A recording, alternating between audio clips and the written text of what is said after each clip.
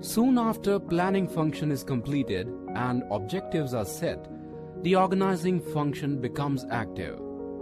It is the function which simplifies a plan as well as breaks it into achievable goals set by an organization, which guides and enables people to work together for a common purpose. Let us discuss meaning and definition of organizing, process of organizing, importance of organizing, organizational structure, requisites of an optimum organizational structure, types of organizational structure, formal and informal organization, delegation of authority, and decentralization of authority. Meaning of organizing. Organizing refers to the creation of organizational structure to form hierarchy of job positions, bringing together human, physical resources and establishing productive superior subordinate relations among them for the achievement of specific goals. It creates productive cooperation among the staff personnel, responsibility for results, and logical grouping of activities. Definition of organizing. According to Lewis A. Allen, organizing is the process of identifying and grouping the work to be performed, defining and delegating responsibility and authority, and establishing relationships for the purpose of enabling people to work most effectively together in accomplishing objectives. Process of organizing. Process of organizing include identification and division of work, departmentation, assignment of duties, and establishing authority-responsibility relationship.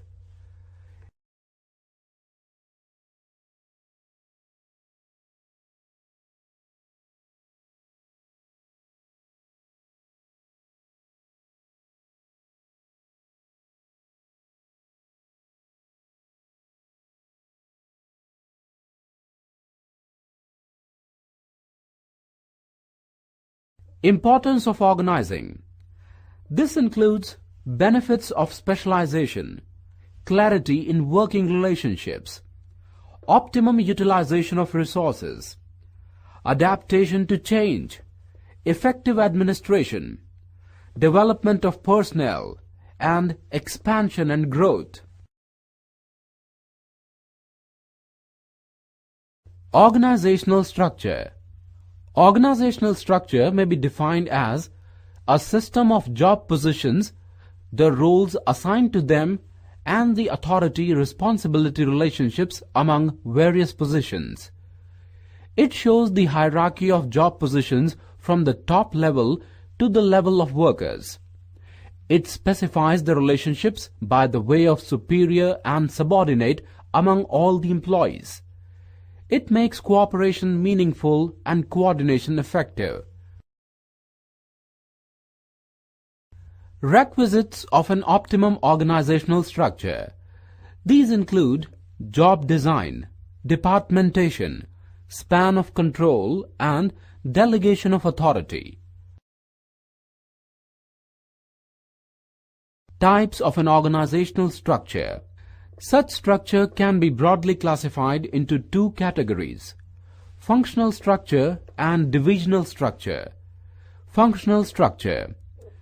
The structure which is based on grouping the whole organization on the basis of major and basic functions is known as functional structure, that is, production, selling, marketing, finance, personnel, etc. Such structure is adopted by an organization which specializes in production and sale of a single product but on a large scale. Divisional structure. For each kind of product, there is a separate division headed by the divisional manager, and then further each division occupies functional structure, though functions may vary from one product line to another. There is no relation of one division to another division. One division does not affect the working of other. Each division is multifunctional.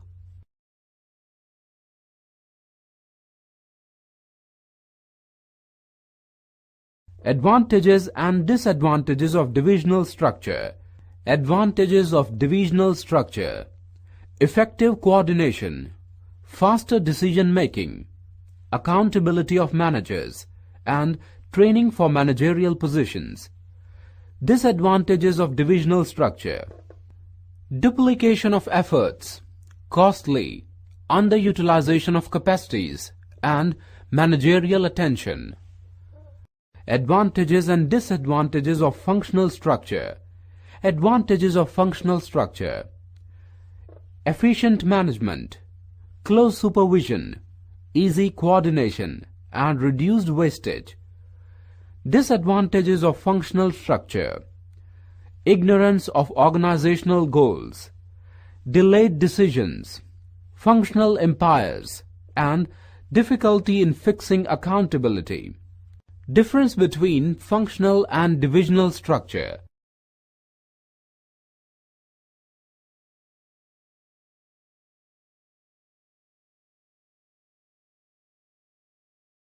Types of an organization.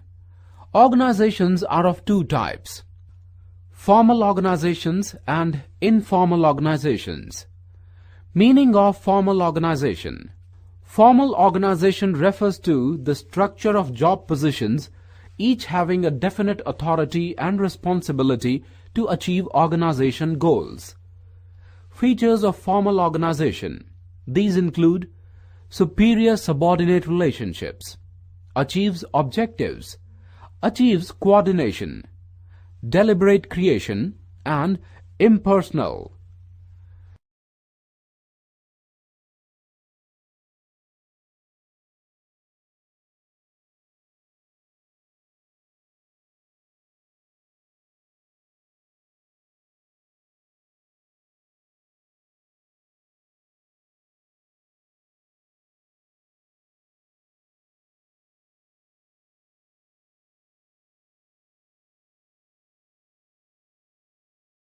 Merits and demerits of formal organization. Merits of formal organization are: easy to fix responsibility, no confusion regarding job position, creates superior subordinates relationships, and stability. Demerits of formal organization are: delays in decision making, kills creativity, avoidance of personal problems of personnel.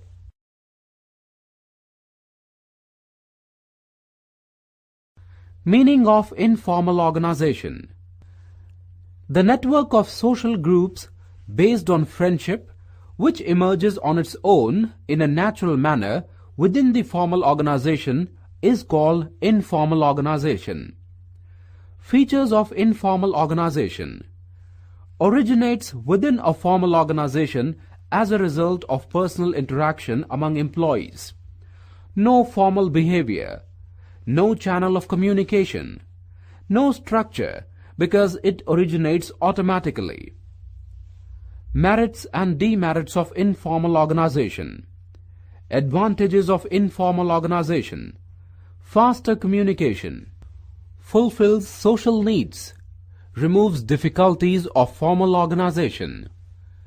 Limitations of informal organization are: spreads rumors, resistance to change, and favors individuals' interests.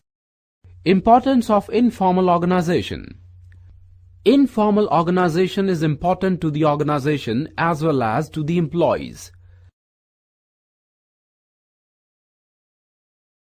Difference between formal and informal organization.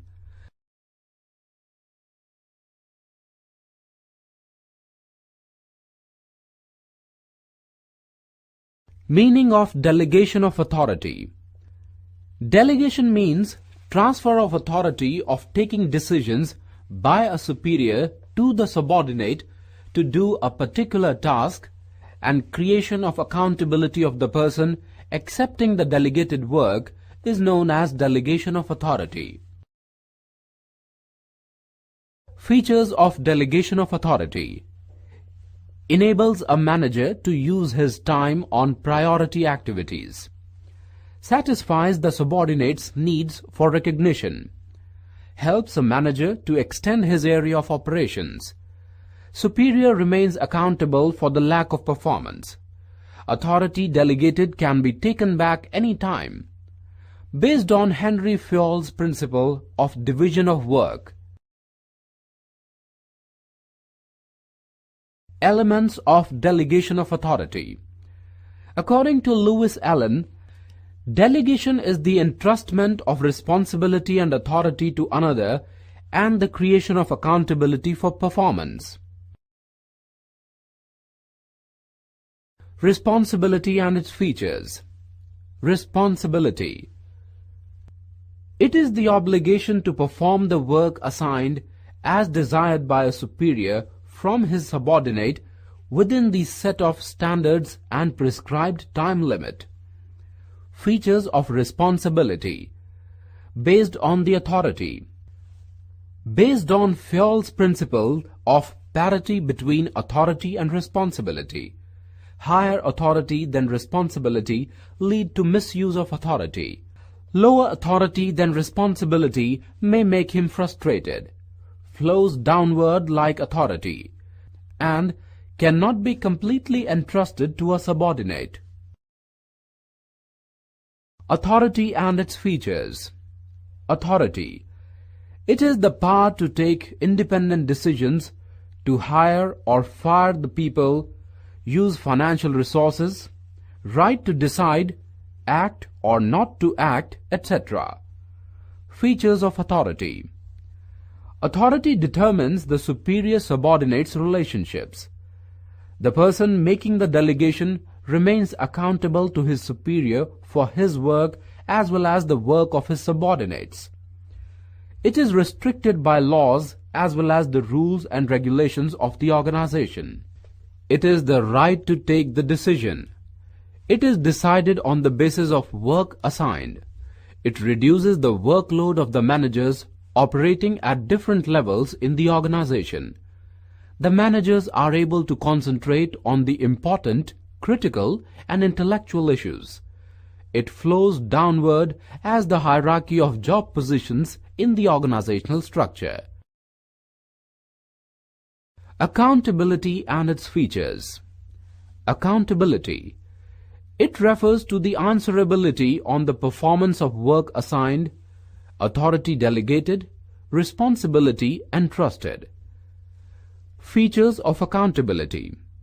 Subordinate is always accountable, ensures that work is properly discharged, enforced by a superior, cannot be delegated, and imposed by a superior. Difference between authority, responsibility, and accountability. Importance of delegation of authority. Effective management. Employees' development. Motivation of employees. Facilitation of growth. Basis of management hierarchy. And better coordination. Prerequisites of delegation of authority. Only the holder of authority can transfer it further. Entire authority can never be delegated. Before transfer of responsibility, proportionate authority must be given to the subordinate. Subordinate must be answerable to the superior. Superior will still remain accountable for the performance of his subordinate. Meaning of decentralization of authority.